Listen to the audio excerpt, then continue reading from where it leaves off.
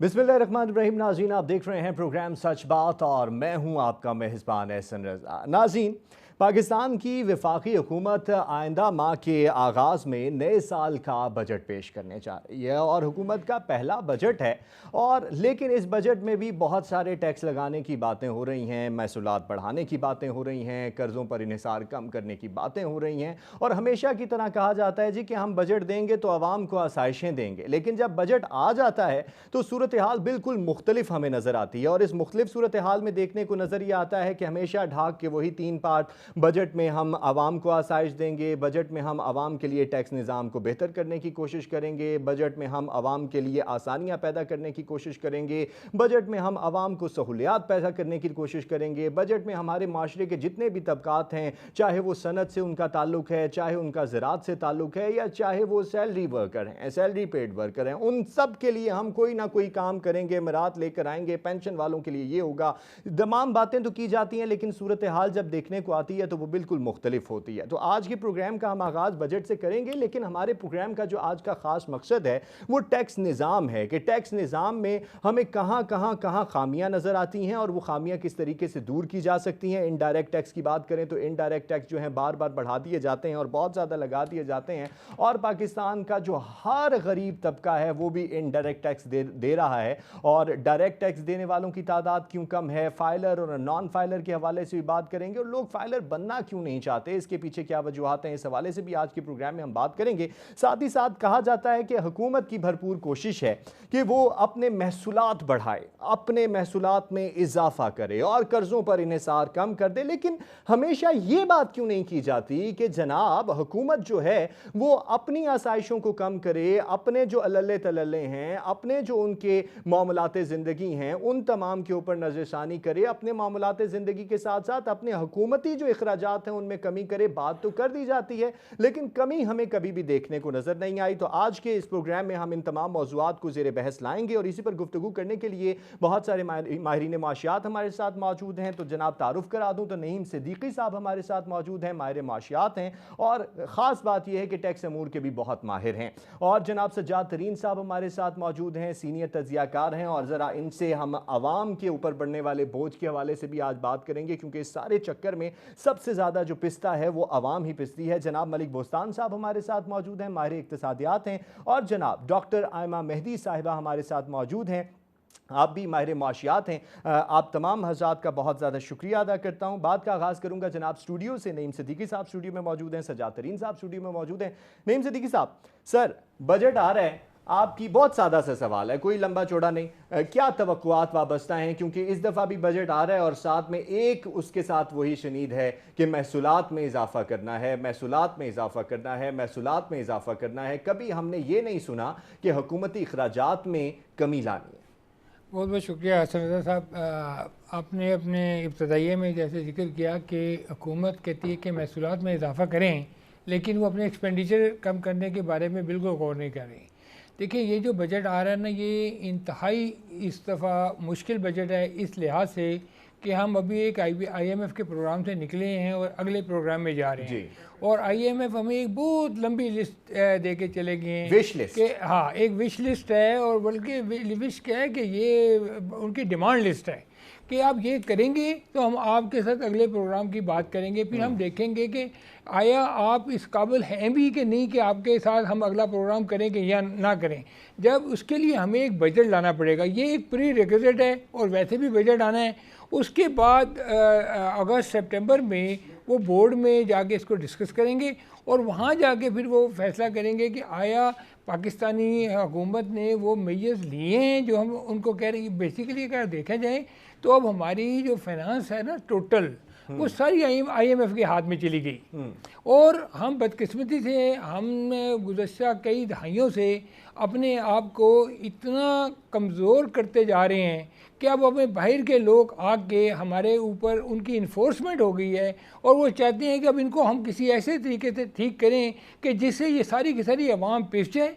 और लेकिन हुकूमत जो है ना, वो अपने अखराजात भी कम ना करे और खाली अवाम पे टैक्स लगाती रहे, तो ये भी बड़ी ज़्यादती है। अब देखिए ये जो बजट आ रहा है ये 24% इजाफे से ये 18,000 अरब रुपए का बजट है जी। अब इसमें जो उन्होंने अपनी एक विश लिस्ट दी है, उन्होंने कहा है कि जनाब अली FBR को अभी 9,400 अरब रुपए का हदफ दिया था, जिसमें को कंप्लीट होना, फुलफ़िल करना मुश्किल नज़र आ रहा है। और इस बात का खदशा ज़ाहिर किया जा रहा है कि ये 300-400 अरब से ये डेफिशिएंट होगा। अगला जो टारगेट दिया गया है वो 12,900 अरब का है। वो यानी कि आप देखें कि 33% या से के इजाफे से वो कह रहे हैं कि अब आप 12,900 जो एडिशनल ये टैक्स लगेगा, ये 3,600 अरब के करीब बनता है। ये कहाँ से आएगा? इसके लिए वो कहते हैं कि आप सेल टैक्स को बढ़ाएं, आप अपनी सैलरी जो लोग सैलरी ले रहे हैं उनकी स्लैब को कम करें, उन पे टैक्सेशन बढ़ाएं। एक सैलरी क्लास वाला और आम जो बिजनेसमैन है उसके बराबर आप उनकी टैक्सेशन करें। पेंशन अखराजात में 20% आपका इजाफा हो रहा है और दफाई अखराजात में भी आपका 16% इजाफा हो रहा है। उसके बाद सूबों को जो जब आप दे देते हैं NFC अवार्ड 2010 के बाद, आप देखें आपकी टोटल, अगर आप इस दफ़ा का जो बजट आ रहा है अगर उसको 12,900 अरब और नॉन टैक्स रेवेन्यू अगर 3,000 अरब भी करें तो आपका 16 ट्रिलियन आपके पास आएगा। सही नईम सिद्दीकी साहब, इस विश लिस्ट पे मैं बात करता हूँ, ज़रा प्रोग्राम का सिलसिला आगे भी बढ़ाते हैं, अपने बाकी मेहमानों से भी पॉइंट ऑफ व्यू लेना चाह रहा हूँ। जनाब सज्जाद तरीन साहब, आप बताएं कि आपको क्या लगता है कि ये बजट भी अवाम दोस्त होगा, लेकिन इस अवाम दोस्त बजट में टैक्सों की भरमार है और पहले तो हुकूमत की जानिब से कहा जाता था हमने टैक्स कम करने हैं, लेकिन अब तो बार बार ये बात दोहराई जा रही है कि हमने महसूलात को बढ़ाना है। कैसे मुमकिन होगा? अवाम दोस्त बजट कैसे हो सकता है? आप ये देखें कि प्राइम मिनिस्टर हाउस से ऐलान हुआ कि पेट्रोल 15 रुपए कम होगा, ठीक है, अवाम खुश हुए, लेकिन वजीर ख़जाना ने कहा नहीं तो ये तो 5 रुपए हुए। अच्छा, और फिर वजीर आज़म को अपना फैसला वापस लेना पड़ा। कौन सा अवाम दोस्त बजट? ये मैं समझता हूँ कि पाकिस्तान में हर साल, पहले एक ज़माने में जब हमारे बचपन में खौफ का एक दिन होता था कि जी आज बजट आ रहा है, साल के बाद चीज़ें बढ़ती थी, साल के बाद महंगाई होती थी। अब तो हर 15 दिन के बाद जैसे ही पेट्रोल की कीमतों में इजाफा होता है, हर रोज़ हर हफ्ते आप देखते हैं बिजली की कीमतों में इजाफा हो रहा है। तो कौन सा बजट? ये बजट जो है ये अदाद शुमार का गोरख धंधा है, ये अवाम के साथ नाइंसाफ़ी है, अवाम के साथ जुल्म है। और इस जुल्म में मैं समझता हूँ कौन सा बजट? हमारे मुल्क की तो सूरत हाल ये है कि शब्बर ज़ैदी साहब 40 साल लोगों को टैक्स चोरी का बताते रहे कि टैक्स चोरी कैसे करनी है। उनकी कंपनी थी, 40 साल बाद उनको उनका FBR का हेड बना दिया गया। आप अपने वो फलसफे झाड़ रहे हैं कि जी ऐसे कर लो और ऐसे निज़ाम बेहतर हो जाएगा, ऐसे निज़ाम बेहतर हो जाएगा। भाई ये FBR के जो लोग हैं, आप इन सब की असासे चेक करो, वजीर आज़म पाकिस्तान से ज़्यादा इनके असासे हैं। FBR का एक एक क्लर्क, एक एक सुप्रिटेंडेंट, एक एक डिप्टी डायरेक्टर अरबपति बना हुआ है। ये टैक्स के निजाम में चोरी खत्म नहीं कर सकते। मैं समझता हूँ इससे ज्यादा बेहतर है कि FBR को खत्म कर दिया जाए। ये कौन सी बेहतरी अवाम को दे सकते हैं? IMF के फ्रेमवर्क में ये बजट ला रहे हैं और हर 15 दिन के बाद, ये अभी 8-10 जून को बजट पेश करेंगे, फिर 15 दिन के बाद चीजें महंगी हो जाएंगी। ये कौन सा अवाम को रिलीफ दे रहे हैं? गरीबों के नाम पे अस्पताल बनते हैं, गरीबों को वहां दवाइयां नहीं मिलती, गरीबों के नाम पे सारा कुछ होता है और गरीबों को जलीलो सब कुछ गरीबों के नाम पे ही होता है, लेकिन गरीब को कभी कुछ नहीं मिलता। मैं आता हूं आपकी तरफ भी, और आपने एक बड़ा अहम नुक्ता उठाया है इदारा जाती जो इस्लाहात हैं उस हवाले से भी, कि FBR के अंदर जो इदारा जाती इस्लाहात हैं वो क्या होनी चाहिए, इस पर बात करेंगे। जनाब मलिक बोस्तान साहब भी हमारे साथ मौजूद है। मलिक बोस्तान साहब, सर आप फरमाइएगा कि नईम सिद्दीकी साहब ने IMF की बहुत सारी विश लिस्ट का भी जिक्र किया और उन्होंने कहा कि बजट के साथ साथ उनकी भी बहुत बड़ी विश लिस्ट है। तो आप क्या देखते हैं, हुकूमत कितना बेहतरीन बजट पेश कर पाएगी? और उसमें टैक्सों की तो भरमार की बात हो रही है, अवाम को कब रिलीफ मिलेगा? देखो, हुकूमत ने जो इन हालात हैं पाकिस्तान के वो बड़े गंभीर हैं। सियासी इस्तेकाम नहीं है और माशी इस्तेकाम भी नहीं है। और हुकूमत ने पहली दफ़ा IMF में ये मुतालबा किया है कि पेट्रोलियम और दीगर मसनूआत पे 18 से 19% आप टैक्स लगाएं। तो वज़ीर-ए-आज़म साहब ने कहा है कि इसकी बजाय हम मुतबादल तजावीज़ दे रहे हैं। एक तो उन्होंने ये कहा कि हम इस वक्त जो निगरान हुकूमत ने 80 महकमे थे जो वफाकी, उनको जम करने का एक कमेटी बनाई थी जिसमें 17,000 असामियाँ कम करके 10 अरब खरब बचा सकते हैं। इसी तरह उन्होंने एक तजवीज़ भी ये पेश की है कि जो हमारे 2300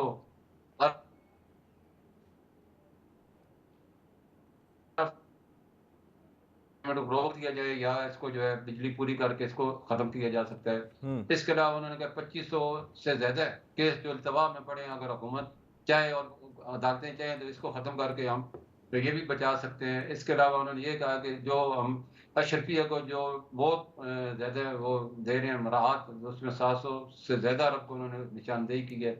इस तरह IMF ने कहा कि आप $17 अरब जो कि बैरोक्रेट तमाम एलीट तबके को देते हैं उसको कम करें। तो पाकिस्तान अगले पाँव में अगर इस कदम पे खड़ा रहता है, इस स्टैंड पे खड़ा रहता है, तो मैं समझता हूँ ये जो मैंने फिगर बताए हैं, हमें IMF की फिर ज़रूरत भी नहीं रहती, बशर्ते कि इस पे हम अमल करें। जब अमल नहीं करेंगे तो फिर यही हम भीख मांगते रहेंगे और भीख मांगने वाली का कोई औकात नहीं होती। अच्छा मलिक सरमायाकारी के बोस्तान लिए साहब, हमें आपने कहा अमल शौकिया करें, तो अमल कर क्यों नहीं पाते? हमेशा हम कहते हैं कि हम ये करेंगे, हम वो करेंगे। अभी की तो सूरत हाल में ये है कि वज़ीर आज़म साहब हर जगह जाके कहते हैं कि हमने कशकोल तोड़ना है, और हमने कशकोल तोड़ भी दिया है, और फिर हमें IMF के पास जाना भी नहीं पड़ेगा। लेकिन दूसरी जानिब फिर वो कहते हैं, वजारत ख़जाना से ये बात आ जाती है, हमें IMF प्रोग्राम में जाना है। देखो, ये शहबाज शरीफ साहब बड़ी कोशिश कर रहे हैं और आर्मी चीफ भी बड़ी कोशिश कर रहे हैं। ये देखो, उनके आने से हमारी जो मईशत है वो पटरी पे आ चुकी है, महंगाई भी कम हो रही है और इंशाल्लाह उम्मीद हो चली है कि इंटरेस्ट भी कम होगा। स्टॉक डेली नए हाई बना रहा है। आपके करंट अकाउंट पहली दफ़ा 2 महीने में सरप्लस आ रहा है, एक्सपोर्ट भी बढ़ी है और ये सारी चीज़ें बेहतरी की अलामत है। रुपया आपका देखो ना 308 से कम हो गए, सही सही सर, 280 से बेहतरी की अलामत है। लगी मजीद हुकूमती इक़दामात के हवाले से भी बात करता हूँ, आपका पॉइंट लेता हूँ क्योंकि मुझे ब्रेक पर भी जाना है। लेकिन उससे पहले डॉक्टर आयमा मेहदी साहिबा का भी पॉइंट मैं शामिल करना चाहता हूँ। डॉक्टर आयमा मेहदी साहिबा, आपने मुअज़्ज़िज़ मेहमानों की बात सुनी होगी, ये फरमाइएगा कि आपको क्या लगता है कि हमारा जो पूरे का पूरा फाइनेंस सिस्टम है वो IMF के हाथों में क्लच हो चुका है, और जैसा वो चाहेंगे अब हमें वैसा ही करना है, इससे क्या हमें आज़ादी मुमकिन नहीं है? क्योंकि अगर मलिक बोस्तान साहब की बात को सुने तो वो कहते हैं कि हम इससे आज़ाद हो सकते हैं। नईम सिद्दीकी साहब की बात करें, नईम सिद्दीकी साहब की बात करें तो वो कहते हैं कि IMF की जो विश लिस्ट है वो बढ़ती चली जा रही है। आप क्या कहेंगी? यस, अनफॉर्चुनेटली बिल्कुल ऐसे ही है। हमारे पास तकरीबन 3 ट्रिलियन रुपीस का शॉर्टफॉल है इस वक्त बजट में। हमारा इतना डेफिसिट बजट है और IMF ने एक बड़ा एक कंपैटिटिव किस्म का हमारे आगे टैक्स स्ट्रक्चर रखा है। उसमें इन्होंने ये कहा है कि जो हाईएस्ट इनकम जिसके ऊपर टैक्स हो या लोएस्ट टैक्सेबल इनकम उसको कम कर दें, जिसकी वजह से अगर आप जो है 3,50,000 सैलरी आप ले रहे हैं तो उसके ऊपर भी आपके ऊपर 35% टैक्स लगे। अगर आपका बिजनेस है और उस पर भी आप अगर इतनी इनकम कर रहे हैं तो भी आप पे 35% टैक्स लगे। सैलरी बेस्ड और बिजनेस दोनों पे सेम टैक्स बेस लगाने का उन्होंने एक हम पे इम्पोज किया है, जिसपे आज सुबह शहबाज शरीफ साहब ने कहा है कि हम इस पे नेगोशिएट करते हैं, सब कुछ करते हैं। देखिए, जब टैक्सेशन इतनी ज्यादा एग्रेसिव हो जाएगी तो आम जो बंदा है वो उसकी बिल्कुल परचेजिंग पावर नीचे चली जाएगी। एट द सेम टाइम जो बिजनेस कम्युनिटी है उनके लिए भी ये हालात बहुत ही बुरे हैं, क्योंकि द इंसेंटिव टू के बिजनेस करने का जो इंसेंटिव है वो बहुत कम हो जाएगा और इसके साथ साथ जो ब्लैक इकोनॉमी है, टैक्स छुपाने के तरीके वो भी बहुत ज्यादा हो जाएंगे, स्पेशली फॉर बिजनेसेस। तो हमारा बीच में कौन जाएगा? एक सैलरी पेशा बंदा, ठीक है। तो ये सब कुछ IMF कह रहा है। IMF हमारे पास, आपको पता है 2 साल पहले से हमारे साथ ये कंडीशन जारी है कि हमारे पास इतने भी पैसे नहीं है कि हम जो है IMF को अपने बेसिक जो हमारा डेट है वो सर्विस कर सकें और उसके पैसे दे सकें। हम सिर्फ उनको इंटरेस्ट पेमेंट कर रहे हैं। तो इस सारे को देखते हुए हम तो इस वक्त बिल्कुल बुरे तरीके से फंसे हुए हैं IMF के साथ, और ये एक इंडिपेंडेंट बजट नहीं होगा और ये बहुत ही सख्त बजट होगा। यानी इसका मतलब है कि आप मुकम्मल तौर पे नईम सिद्दीकी साहब के साथ इत्तेफाक करती हैं, जैसा उन्होंने कहा कि विश लिस्ट जो है वो बहुत बढ़ चुकी है और हमारे लिए जो आने वाले दिन हैं वो बहुत मुश्किल हैं। डेफिनेटली बहुत ज्यादा मुश्किल है, क्रिटिकल भी है। और एट द सेम टाइम देखें, अब जिस तरह के आज हमारे PM साहब का वो वाकई दौरे पे चाइना पे जाना है, अब वो चाइना हमें हमारे बैलेंस ऑफ पेमेंट के लिए पैसा देने पे तैयार नहीं है। उन्होंने कहा हम आपके साथ बिजनेस करेंगे। अगर वो बिजनेस करेंगे तो हम उनको क्या टैक्स की बेस देंगे? हम उनके लिए पाकिस्तान में बिजनेस या सरमायाकारी लाना, हम उसको कैसे कंपेटिटिव बनाएंगे in the world market, except for geopolitical interest. क्योंकि लकीली कि पाकिस्तान एक ऐसी जगह पे है कि ये अमेरिका, रशिया, चाइना सबके लिए बड़ी इंपॉर्टेंट जगह है, तो वहां से हम बेनिफिट ले लेते हैं। लेकिन हमारी सॉवरेनिटी, पाकिस्तान की कोई सॉवरेनिटी है, हम गर्दन सीधी करके उनके साथ हेड टू हेड उनको जवाब नहीं दे सकते। और हम किस बेसिस के ऊपर हम चाइना से कहेंगे आप आए हमारे साथ बिजनेस करें, या तो हम गिरवी रखवाएंगे जिससे चाइना पहले ही डिमांड कर चुका है कि आप अपने ऑफशोर एसेट्स हमें रखवाएं, या हम पाकिस्तान के टुकड़ा टुकड़ा करके हिस्सा, और कंट्रीज के साथ ये हो चुका है इन द पास्ट। हमारे पॉलिटिशियंस ये ना समझे कि नहीं हुआ, many countries have gone through this कि उन्हें दूसरी कंट्रीज ने कोलैटरलाइज करके और गिरवी रख के हासिल कर लिया है। सही। डॉक्टर साहबा माजरत के साथ मजीद बात करते हैं, मुझे ब्रेक का कहा जा रहा है। नाज़रीन ब्रेक पर जा रहे हैं, आप हमारे साथ रहिएगा। वेलकम बैक जी नाज़रीन। आइंदा आने वाले बजट के हवाले से बात भी हमने की है। IMF के हाथों मुकम्मल तौर पर हमारा जो फाइनेंस का सिस्टम है क्लच है, इस हवाले से हमारे मुअज़्ज़िज़ मेहमानों का पॉइंट भी हमें सामने आया। ज़रा टैक्स निज़ाम के हवाले से भी बात करते हैं, क्योंकि टैक्स वसूलियों के हवाले से बात की जा रही है, टैक्स महसूलात को बढ़ाने के हवाले से बात की जा रही है। ज़रा नईम सिद्दीकी साहब ये इस पर रोशनी डालिएगा कि पाकिस्तान में जो टैक्स वसूली का मौजूदा निज़ाम है ये आपको कितना मौसर नज़र आता है, मौसर है भी या नहीं, या सिर्फ बस वसूलियाँ ही वसूलियाँ हैं और कोई निज़ाम नहीं है? सर देखें, टैक्स तो हुकूमत जो है वो बाई हुक और बाई क्रूक वसूल कर रही है जी। आप टेलीफोन इस्तेमाल करते हैं, आप बिजली इस्तेमाल करते हैं, आप गैस इस्तेमाल करते हैं, आप गाड़ी में पेट्रोल डलवाते हैं, आप टैक्स देते हैं। ये सारे इनडायरेक्ट टैक्सेस तो ये है तो टैक्सेस ही ना सर जी। अब बेसिकली हुकूमत के दो टैक्सेस हैं, एक डायरेक्ट टैक्सेस हैं, एक इनडायरेक्ट टैक्सेस हैं जी। अब इनडायरेक्ट टैक्सेस जो लगाना ना बड़े आसान होते हैं जी। मसलन आप उसको एक चीज़ के ऊपर जैसे सेल टैक्स है, आप उनको कह रहे हैं जी कि 18% से 19% कर देंगे तो आपको 300 अरब यहाँ से ज़्यादा आ जाएगा। फिर वो कहते हैं जी कि 5, 6 और 8 शेड्यूल है सेल टैक्स का, उसमें डिस्पैरिटी है, मतलब किसी में 6 में 0 है, 5 में जो है वो कम है, और जो 8 शेड्यूल है उसमें कुछ में 18% कुछ में कम है। वो कहते हैं सबको अक्रॉस द बोर्ड कर दें। अब वो कहते हैं कि हर चीज़ जो पैक है ना उसके ऊपर आप टैक्स लगाएं। जैसे किसी चीज़ पे अगर 0 टैक्स है तो आप उसको ख़त्म करें। फिर वो कहते हैं जितनी भी एग्जेम्पशंस हैं, अब आपकी अगर आप देखें तो तकरीबन 3,900 अरब रुपए की एग्जेम्पशंस आपकी इंपोर्ट में आ जाती हैं, जिसमें ज़्यादा एग्जेम्पशन आपकी पेट्रोलियम पे है। अच्छा, पेट्रोलियम पे वो कहते हैं कि जी आप इसके ऊपर भी 18% GST लगाएं, या गवर्नमेंट अगर GST लगाती है तो वो NFC अवार्ड के तहत वो पैसा हमारा सूबों को चला जाता है, उसमें से काफ़ी पोर्शन। तो गवर्नमेंट सोच रही है कि शायद आप इसके ऊपर कार्बन लेवी लगाएं। अब ये गवर्नमेंट ये सारे मेजर वो करी है जिसमें आम आदमी, यानी कि आपकी अगर आबादी 25 करोड़ है तो इससे जो 24.5 करोड़ लोग जो हैं जो एवरेज ज़िंदगी गुजार रहे हैं या अबव एवरेज ज़िंदगी गुजार रहे हैं, वो इससे सारे के सारे मुतासर होंगे। यानी अमीरों से ज़्यादा गरीब जो है वो टैक्स देखें, टैक्स होता गरीबों के लिए। अच्छा, टैक्स होता ही गरीबों के लिए, अमीरों को इससे सस्ता है। अच्छा, ये इन्फ्लेशन जो है ना जी, ये जिस इन्फ्लेशन की बात हुई है, डॉक्टर साहब भी बात कर रही थी, ये जो इन्फ्लेशन में कमी हो रही है, ये मत समझें कि ये कोई बेहतरी हो रही है। अच्छा। ये लोगों की बाइंग पावर कम हो रही है, लोगों की कुव्वत खरीद कम हो रही है। और गवर्नमेंट ने 2 चीज़ें की हैं। एक, गवर्नमेंट ने बैंकों का इंटरेस्ट रेट इतना ज़्यादा कर दिया है कि लोग बिजनेस में इन्वेस्ट ही ना करें और पैसा बैंकों में रखें। और दूसरा ये जो है सेल्स टैक्स और दूसरे टैक्स इतने लगा दिए हैं कि जो आम आदमी है उसकी कुव्वत खरीद कम होती जा रही है। तो ये समझना कि हम इस वजह से हमारा जो है डेफिसिट कम हो रहा है, नहीं, इस वजह से नहीं हो रहा। हमारी दिन ब दिन कुव्वत खरीद कम हो रही है और हम पॉवर्टी लाइन से नीचे की तरफ जा रहे हैं। और जब तक इस्लाहात की आप बात करें, अभी आप देखें लाहौर में एक 55 करोड़ रुपए के रिफंड का मामला हुआ और उसके ऊपर 5.5 करोड़ रुपए की स्पीड बनी थी, जिसके ऊपर इतनी हमारी बदनामी हुई कि वहाँ ऑफिसरों ने गने निकाल ली कि हमारा शेयर किधर, हमारे शेयर किधर। मैं अभी देखें कोई तकरीबन 93,000 रिफंड केसेस पूरे पाकिस्तान में पेंडिंग हैं। तो आप सोचें कितने अरब रुपया FBI खुद ही अपने पास खा जाता है, अपने पास रख लेते हैं। क्या उसका कोई मतलब एक बहुतात अंदाजे के मुताबिक 2,000 अरब के करीब जो है करप्शन सिर्फ FBR में ही होती है। और इसकी मिसाल आपके सामने आ गई है और ये हमारे लिए एक नहाई लम्हे फिक्री है। और मैं पर्सनली मैं समझता हूँ कि हमें ये दरख्वास्त करनी चाहिए गवर्नमेंट से कि ये जितने लोग इसमें इन्वॉल्व हैं आप कम अज़ कम उनको सामने लेके आएँ। और ये जो अवाम का पैसा है, ये आपका मेरा पैसा है, हमारे टैक्सों का पैसा है। नईम सिद्दीकी साहब, FBR पे भी बात करते हैं। जनाब सजाद तरीन साहब, आपने बात सुनी और सर ने एक बात कही है कि टैक्स होता ही गरीब के लिए, यानी कि गरीब जो है वो पैदा ही टैक्स होने के लिए हुआ है। तो इस सारी सूरत हाल में अवाम जो है पिसती नज़र आ रही है, और अगर हम हुकूमती अखराजात की बात करें तो वो बढ़ते चले जा रहे हैं। हालांकि हमें दिखना ये चाहिए, क्योंकि आप सियासत को भी बहुत करीब से देखते हैं, तो उन अखराजात में कमी होनी चाहिए, ना कि उनमें इजाफा। देखिए, मैं आपको अर्ज़ करूं, आजकल क्योंकि बजट की तैयारियां हैं, वजारत ख़जाना में बहुत काम हो रहा है। मैं कल गया हुआ था वजारत ख़जाना में, वहाँ दिन रात काम हो रहा है, छुट्टी भी नहीं वो कर रहा है। वहाँ एक रिपोर्ट पड़ी हुई है। अच्छा। जिस रिपोर्ट में ये बताया गया है कि PWD में कितनी करप्शन होती है, CDA में कितनी करप्शन होती है, नेशनल हाईवे में कितनी करप्शन होती है, और FBR में कितनी करप्शन होती है।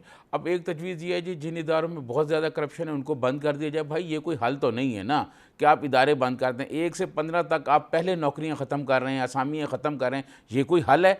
बात यह है कि 1 लाख रुपया तनख्वाह लेने वाला और 50 लाख तनख्वाह लेने वाला बराबर तो नहीं हो सकते ना। बात यह है कि ये मुल्क अशराफिया के लिए बना है।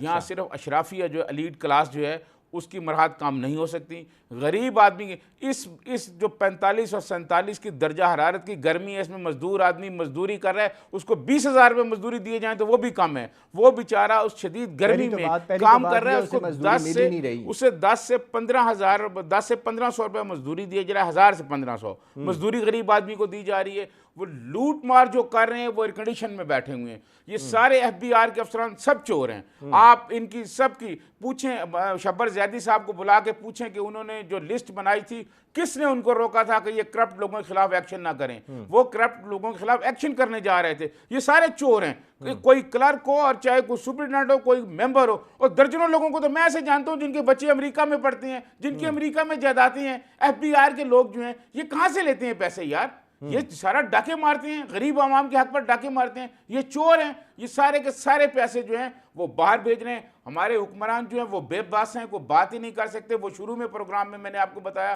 कि 15 रुपए प्राइम मिनिस्टर ने काम किए, वजीर खजाना ने कहा नहीं जी 5 रुपए कम होंगे। ये तो सूरत हाल बनी हुई है। गरीब आदमी पर टैक्स इतने लगाए जा रहे हैं, इतने लगाए जा रहे हैं कि IMF के फ्रेमवर्क में रह के जो हम बजट बनाएंगे वो कभी बजट जो है अवाम दोस्त नहीं हो सकता। वो कभी अवाम दोस्त नहीं होता। मरहत याफ्ता तबका जो है वो अपनी मरहत में इजाफा करता है किसी न किसी तरह, कोई पासे पर्दा गेमें चला के। गरीब आदमी के लिए कुछ नहीं है। गरीब आदमी तो मोबाइल फोन का यार कार्ड लेता है, उस पर भी टैक्स लगे हुए हैं उसको। तो गरीब आदमी के लिए तो सर नौकरी ढूंढना बहुत मुश्किल काम हो गया है, और अगर वो नौकरी पे भी जा रहा है तो उस पर भी वो टैक्स दिए जा रहा है, जो कि अब मजीद बढ़ने वाले हैं। देखें, मैं अर्ज करूं कि गरीब आदमी के लिए तो जिंदा रहना मुश्किल कर दिया, सांस लेना मुश्किल कर दिया है। तो ये जो बजट है, इस बजट का कुछ नहीं। यहाँ ब्लैक इकानमी की बात हो, आप यकीन करें पाकिस्तान की मैं आदाद व शुमार आपको दिखा सकता हूँ। पाकिस्तान की असल इकानमी में ब्लैक इकानमी निकाल दीजिए, असल इकानमी गिर जाएगी। ये ब्लैक इकानमी के सहारे ये मुल्क चल रहा है, जिसमें ये करप्शन, बदउनवानी और दूसरे पैसे इसमें शामिल किए गए हैं।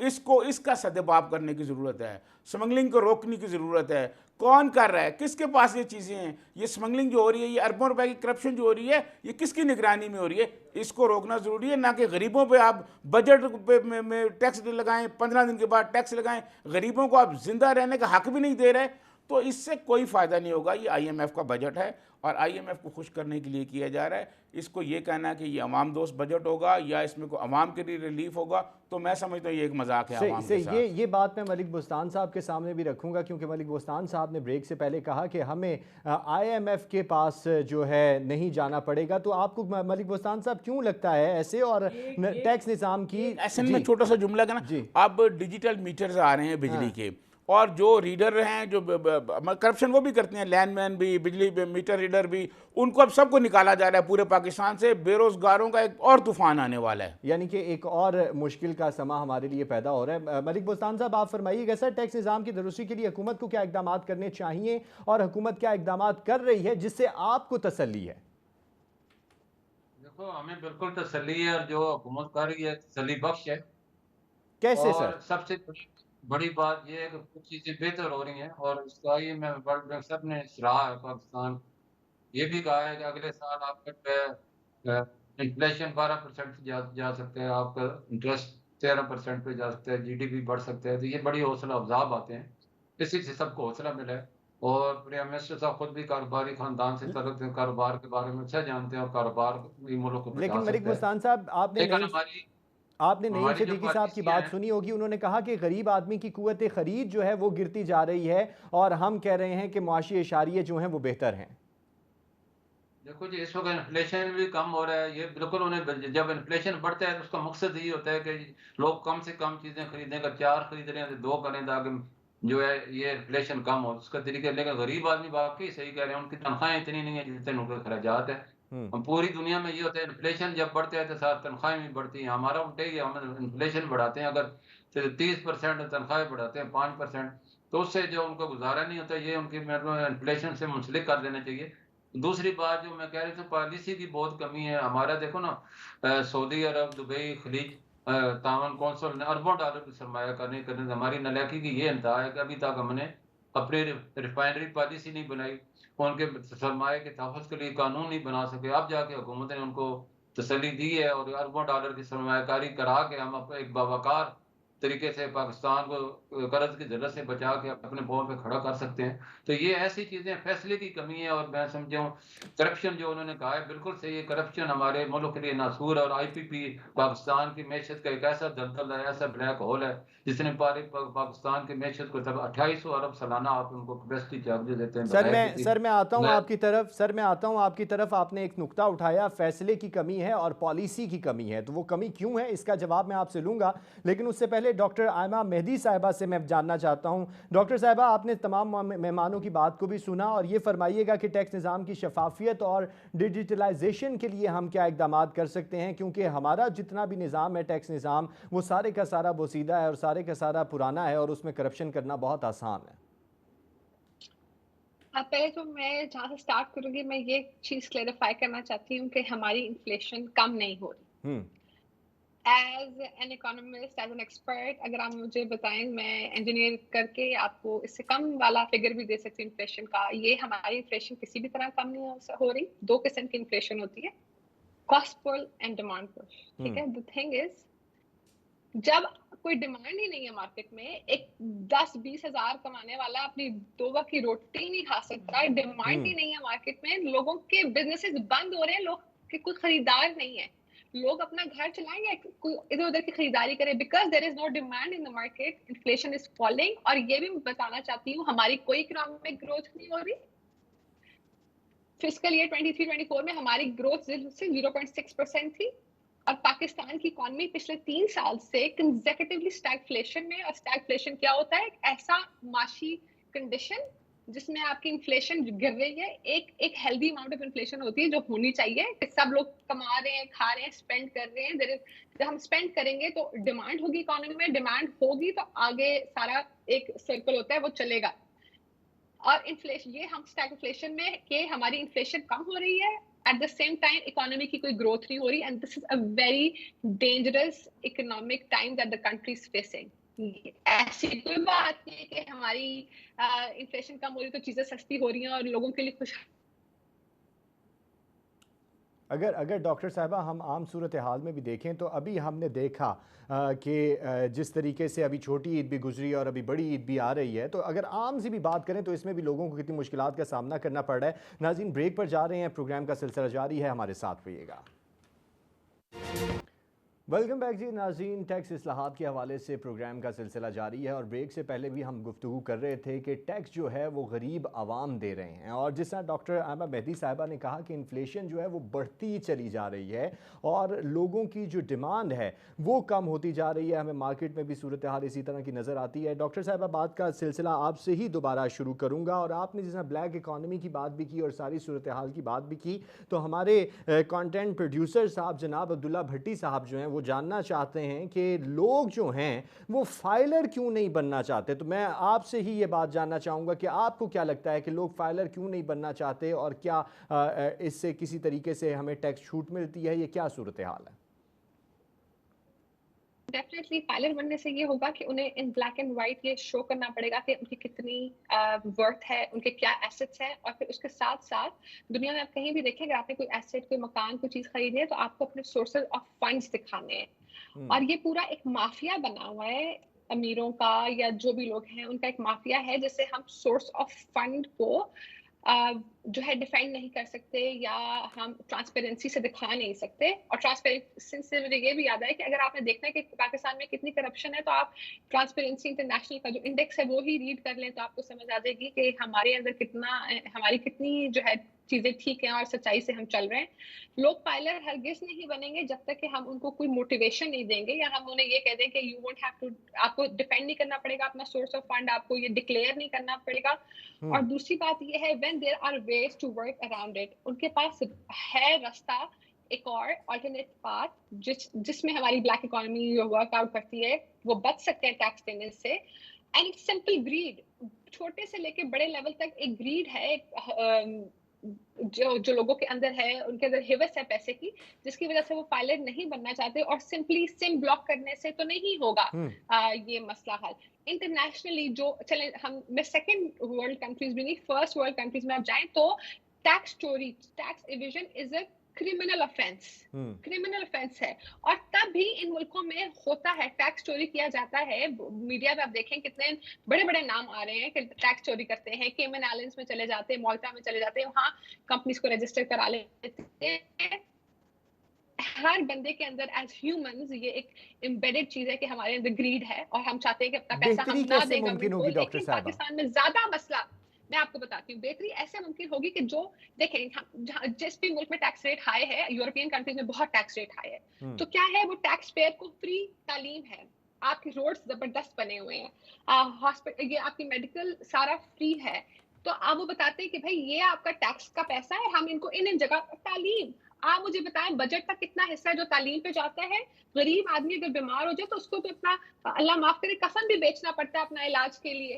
तो वो टैक्स क्यों दे जब आपके पास एक कोई मोटिवेशन नहीं है। हम टैक्स देने को तैयार हैं भाई, लेकिन अगर हमें पता चले हमारे बच्चों को तालीम मिलेगी, हमें रोड ठीक मिलेंगे, हमारा सीवेज सिस्टम ठीक होगा, मेडिकेशन फ्री होगी, हमें पेंशन जो गवर्नमेंट इकट्ठा कर रही है टैक्स और प्रोविडेंट फंड, उस पर फर्ज है, उस पर लागू है कि वो अपनी ओल्ड एज अवाम के लिए पेंशन फंड्स रखे।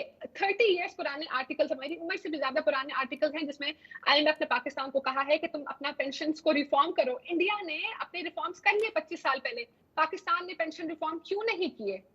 भाई हम टैक्स क्यों दे जब हमें पता है हमें टैक्स के बदले में कुछ नहीं मिलना। 60% टैक्सेस वाली कंट्री स्विट्जरलैंड में 60% रिफॉर्म्स की बहुत ज़्यादा ज़रूरत है। मलिक बोस्तान साहब, आप ये फरमाइएगा, जिस तरह आपने फरमाया अभी थोड़ी देर पहले भी कि पॉलिसी नहीं है और हुकूमत फैसला नहीं कर पाती। आपसे मेरा बिल्कुल सादा सा सवाल है, क्यों नहीं हुकूमत फैसला कर पाती पॉलिसी साजी के हवाले से? हुकूमत को कोई बेचारी को टाइम मिले तो कोई फैसला करे, हर वक्त आदमी से काम है सियासी। देखो, मैशत का दरवाज़ा सियासत से होके आता है। जब तक सियासी इस्तेकाम नहीं होगा तो माशी भी इस्तेकाम नहीं होगा। लेकिन ये बड़ी हौसला अफजा खबर है कि स्पेशल इन्वेस्टमेंट कौंसिल का जो पिछले हफ्ते इजलास हुआ और प्राइम मिनिस्टर साहब ने कहा है कि पाकिस्तान अगर इकनॉमिक पावर, एटमी पावर बन सकता है तो इकनॉमिक पावर भी बन सकता है। सबसे मुश्किल काम था, आपने जो एटमी पावर बना, जो कि नामुमकिन था, आपने मुमकिन बना दिया। तो हम अपने वसाइल को मैनेज करके हम अपने पाँव पे खड़े हो सकते हैं और बाइज्जत तरीके से हम जो है कर्ज और इमदाद पे कोई मुल्क खड़ा नहीं हो सकता।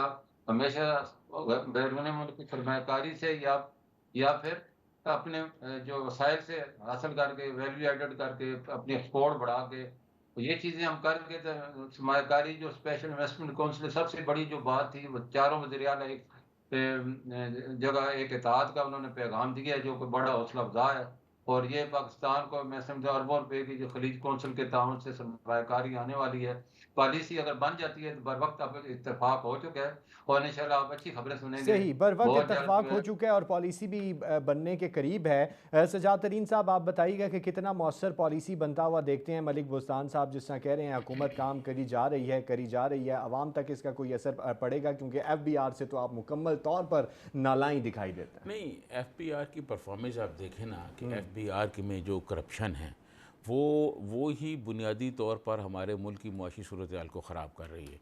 FBI का काम है लोगों से टैक्स लेना, ना कि लोगों से रिश्वत लेना। जी। FBI जो है वो बड़े बड़े ताजरों के साथ FBI के लोग फिट हैं और उनको FBI के लोग बताते हैं कि टैक्स चोरी कैसे करनी है। ठीक है, ये आप किसी दिन FBI पे एक प्रोग्राम रखें, मैं आपको डिटेल से बताऊँगा। मेरे पास सारे डॉक्यूमेंट्स हैं कि FBI के कितने लोग हैं जिनके बच्चे अमेरिका में पढ़ते हैं, कनाडा में पढ़ते हैं, जर्मनी में पढ़ते हैं, बरतानिया में पढ़ते हैं, और वो उनकी तनख्वाह देख लें, उनकी मराहत देख लें। साहब सिर्फ ये FBI की बात नहीं है, हर इदारे में आप जाएंगे तो ऐसा ही नजर आता है। ना कि FBI पे आप रखें, बाकी इदारों पे भी रखें। मैं आपको बताऊंगा कि ये लोग किस तरह, मतलब जिस इदारे को बेहतर बनाने के इनको लिए कहा जाता है, उसी इदारे में ये डाकू बैठे हुए हैं, ये डाके मार रहे हैं, तो किस तरह बेहतर हो सकता है। देखिए, मैं आपको अर्ज करूं, बात बिल्कुल साफ है और सीधी है। आप लोगों को फ्री एजुकेशन दें। यहाँ जो सरकारी इदारे हैं वहाँ आपने देखा है कि तालीम की क्या सूरत हाल है, और पाकिस्तान में सबसे जो महंगा कारोबार है, जो ज़्यादा, जिसमें सबसे ज़्यादा पैसा लूट मार किया जा रहा है, वो जनाब है तालीम का। पहले FSC करने के बाद आप चले जाते थे, अब मुख्तलिफ यूनिवर्सिटियों में अब एक इंट्री टेस्ट डाल दिया है। वो इंट्री टेस्ट में जो अकेडमियाँ हैं, वो अकेडमियाँ लाखों और करोड़ों रुपए लूट रही हैं, उस पर कोई पूछने वाला नहीं है। जब एजुकेशन का निज़ाम जो तालीम जो है वो बिकेगी, पाकिस्तान में यार गरीब आदमी का दर्द बिकता है। आप किसी गरीब आदमी को हॉस्पिटल ले जाएं, प्राइवेट हॉस्पिटल में ले जाएं, उसको दर्द हो, वो क्या इंजेक्शन लगाएं, वो पहले कहेंगे 20,000 रुपये जमा कराओ। यहाँ तो सूरत हाल ये है, कोई आदमी टैक्स कैसे दे? ये सारे चोर बैठे हुए हैं, इन चोरों को टैक्स दे दें। ये डाके मारते हैं पाकिस्तान के अवाम पर, पाकिस्तान के अवाम के ऊपर डाके मारने वालों को टैक्स दिया जाए। कैसे दिया जाए? जब तक मराहत याफ्ता आदमी, मराहत याफ्ता तबका अपनी मराहत काम नहीं करेगा, गरीब आदमी की सूरत बेहतर नहीं हो सकती। बिल्कुल सही कह रहे हैं। डॉक्टर साहिबा ने भी यही बात कही थी कि गरीब आदमी जो है वो पिस रहा है और उसको तो अपना कफन भी बेचना पड़ जाता है, इतनी हालत जार है। सर फरमाइएगा, नईम सिद्दीकी साहब, आपसे FBI के किरदार के हवाले से तो हमने बात की है। सर ये बताइए कि टैक्स के निज़ाम में FBI का बहुत बड़ा किरदार है। सर इदारा जाती इस्लाहात कितना ज़रूरी हैं और रिफॉर्म्स जो हैं किस तरीके से की जा सकती हैं, क्योंकि सजाद तरीन साहब ने भी कहा बहुत ज़्यादा करप्शन है और रिफॉर्म की बहुत ज़्यादा ज़रूरत है, तो कौन सी रिफॉर्म करनी चाहिए और किस तरीके से ये मुमकिन है? देखें, रिफॉर्म की तो बहुत ज़रूरत है। अगर आप देखिएगा कि जहाँ तक टैक्स कलेक्शन की बात है, अगर FBI कहता है कि टैक्स नहीं मिलता, FBI देखिए कितना टैक्स कलेक्ट करता है। 2013 में 8 लाख के करीब जो है ना वो टैक्स पेयर थे, और इन्होंने 1964 अरब रुपया जो है ना टैक्स इकट्ठा किया। आज 2023 है और तकरीबन हमारे 3 मिलियन प्लस माइनस जो है ना वो टैक्स पेयर की लिस्ट है इस वक्त, और हम इस वक्त 9,200 अरब की बात कर रहे हैं। कलेक्शन ऑफ टैक्स तो वो कर रहा है, लेकिन FBI टैक्स जो है ना वो इनकम पे नहीं कर रहा कलेक्ट, वो आपके एक्सपेंडिचर पे कर रहा है। ये चीज़ खरीदोगे टैक्स दे दो, इंपोर्ट करोगे टैक्स दे दो, बच्चों के डायपर खरीदोगे टैक्स दे दो, सेल टैक्स हर जगह पे लगा दिया है। तो बेसिकली मोबाइल पे लगा दिया है, पेट्रोलियम पे लगा दिया है। वो इन चीज़ों से हज़ारों अरब वो करके तो टैक्स इकट्ठा करते हैं, और सिर्फ 30% में, ये भी मैं थोड़ी सी फिगर ज़्यादा कर रहा हूँ, डायरेक्ट टैक्सेशन में वो कलेक्ट करते हैं। बाकी 70% ये 22-23 हज़ार लोग जो FBI में बैठे हुए हैं, अगर ये चाहें तो ये बहुत अच्छा इसको कर सकते हैं, बड़े अच्छे तरीके से टैक्स की प्लानिंग कर सकते हैं। लेकिन जिस तरह ये लड़ाइयाँ कर रहे हैं रिश्वतों को लेने के ऊपर कि हमारा हिस्सा कहाँ है, और जो अब आहिस्ता आहिस्ता बाहर आ रहा है, इनको रेवेन्यू में इस्लाहात करनी है। और जैसे अभी आपने कहा कि लोग फाइलर क्यों नहीं बनते, भाई लोग फाइलर कैसे बने? गरीब आदमी डरता है, इसलिए जितने इस वक्त फाइलर हैं आप उनसे जाके पूछें, जैसे डॉक्टर साहब भी बता रही थी कि लोगों के कारोबार बंद हो रहे हैं। 6-6 साल बाद आप 6-6 साल फाइलों को दबा के रखते हैं, आखिरी महीना जून का जो आता है आप लोगों को दर नोटिस भेजते हैं, आप उनकी इंतहा ज़्यादा डिमांड, करोड़ों रुपए की डिमांड खड़ी कर देते हैं। उसके बाद वो बेचारे अपीलों में भागते हैं, ट्रिब्यूनल में भागते हैं, हाई कोर्टों में भागते हैं। और जैसे तरीन साहब ने कहा, वो अफसर जो है वो एयर कंडीशन में बैठा हुआ मज़े कर रहे हैं, अपने एक हाथ स्ट्रोक से कर देते हैं। तो इस वक्त ज़रूरी ये है कि FBR जो है वो रिफॉर्म करे रेवेन्यूज़ में, वो टैक्स सेक्शन का जो लेवल है उसको कम करे, और उसका लेवल कम करना चाहिए। जितना कम करें उतना बेहतर है, ब्रॉडन, और उसको भी ब्रॉडन करें, और जो एग्जिस्टिंग टैक्स पेयर है उन पे मेहरबानी करें, उनके ऊपर फर्दर टैक्स ना लगाएं। ये माज़रत के साथ प्रोग्राम का वक्त खत्म हो चुका है, आइंदा भी आपको इस पर जहमत देते रहेंगे। नाज़रीन, अपना बहुत सारा ख्याल रखिएगा। अपने तमाम मुअज़्ज़ज़ मेहमानों का बहुत शुक्रगुजार हूँ और हमें दीजिए इजाज़त। अल्लाह हाफ़िज़।